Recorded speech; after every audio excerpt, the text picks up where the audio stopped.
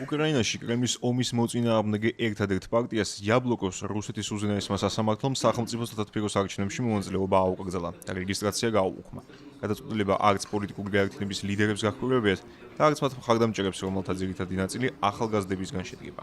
გასაკვირი უფრო ის იყო, რომ პარტიას რუსული კანონმდებლობის პირობებში აქამდე მოსვლის შესაძლებლობა მისცეს, თავიანთი ხისტად ანტისაომარი და მშვიდობის მომხრე რიტორიკით.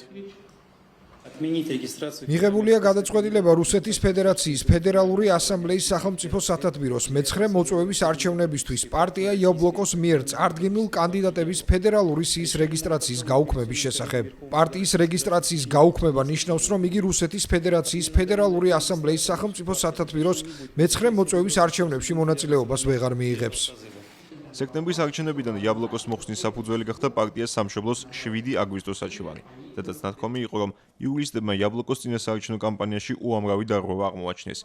მათ შორის დასახელებული იყო უცხოური დაფინანსება, ყოველგვარი გამჭვირვალობის გარეშე, ასევე მუშაობა აკრძალულ სოციალურ ქსელებში, რომლებიც დასავლეთიდან ფინანსდება. სამშობლოს პარტიამ იაბლოკოს წინასაარჩევნო კამპანიაში აღმოაჩინა ექსტრემიზმის ნიშნებიც. ეს კი მათი მტკიცებით გამოვლინდა მაშინ, როცა ოპოზიციური პოლიტიკური გაერთიანება აქტიურად უჭერდა მხარს ცეცხლის შეწყვეტის შესახებ შეთანხმების გაფორმებას, მშვიდობის დამყარებასა და კიევთან დიალოგს. იაბლოკო გადაწყვეტილებას ზემდგომ ინსტანციაში გაასაჩივრებს. ეს დღე არის ჩვენი ერთობლივი წვლილი მშვიდობის უფრო მალე დამყარებაში, რადგან ის აჩვენებს, რამდენი ადამიანი უჭერს მხარს მშვიდობას და ადამიანების სიცოცხლის დაკარგვის შეწყვეტას. მინდა განვაცხადო, რომ სასამართლოს გადაწყვეტილება ჯერ არ შესულა კანონიერ ძალაში. ჩვენ გვაქვს 5 დღე და ვაპირებთ ამ გადაწყვეტილების გასაჩივრებას უზენაეს სასამართლოში. ეს არის ჩვენი კანონით გათვალისწინებული უფლება. ყველაფერს გავაკეთებთ იმისთვის, რომ ეს გადაწყვეტილება კანონით დადგენილი წესით გაუქმდეს.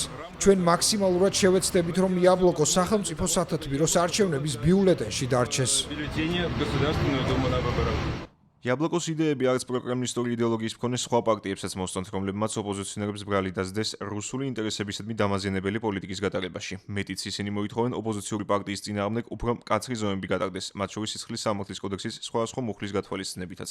რუსეთის კომუნისტური პარტიის თავმჯდომარემ გენადი ზუგანოვმა ოპონენტები დაადანაშაულა სამშობლოს ღალატში და თქვა, რომ მათ არასდროს არ დაუჭერეთ მხარე რუსული სახელმწიფოებრიობის განმტკიცების პოლიტიკისთვის და არასდროს არ დაუგმიათ უკრაინის ხელისუფლების ქმედებები.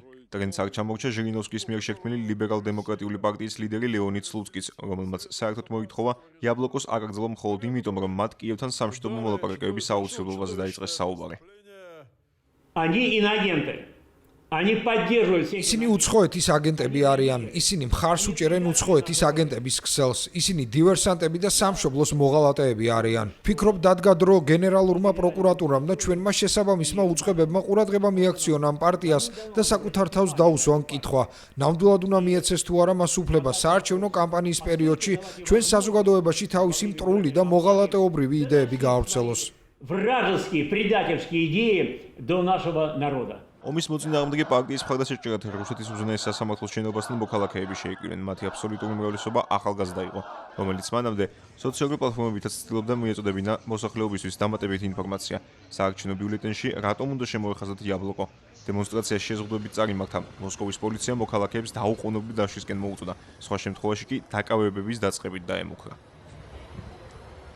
გარდაცვლილი რუსი ოპოზიციონერი პოლიტიკოსის ალექსეი ნავალნის მეუღლე იულია ნავალნია მიიჩნევს, რომ კრემლმა შიდა გამოკითხების შედეგები ნახა, სადაც ჩანდა ერთიანი რუსეთის, ანუ მმართველი ედინაია რასიას დაღმავალი მაჩვენებლები და იაბლოკოს მხარდაჭერთა ზრდა.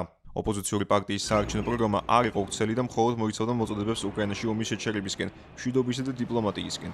იაბლოკომ მკაცრად წინააღმდეგება რუსეთში სოციალური ქსელების აკრძალვის პოლიტიკასა და სიტყვისა და გამოხატვის თავისუფლების ჩახშობის მცდელობას. ამ ნაწილში მისი მომხრე არის ახალი ადამიანების პარტია, გაერთიანების, რომელიც ექსპერტების მიერ მალევე შეფასდა ვლადიმერ პუტინის ხელისუფლების ფსევდოოპოზიციად. Хотя эпоха капитализма и заканчивается. ექსპერტები ამბობენ, რომ ახალი ადამიანების პარტია არ უნდა იყოს განხილული ისეთივე ოპოზიციურ ალტერნატივად, როგორც მაგალითად ალექსეი ნავალნის ან ბორის ნემცოვის ძალები იყვნენ, რომლებიც მკაცრად წინააღმდეგებოდნენ პუტინის რეჟიმს.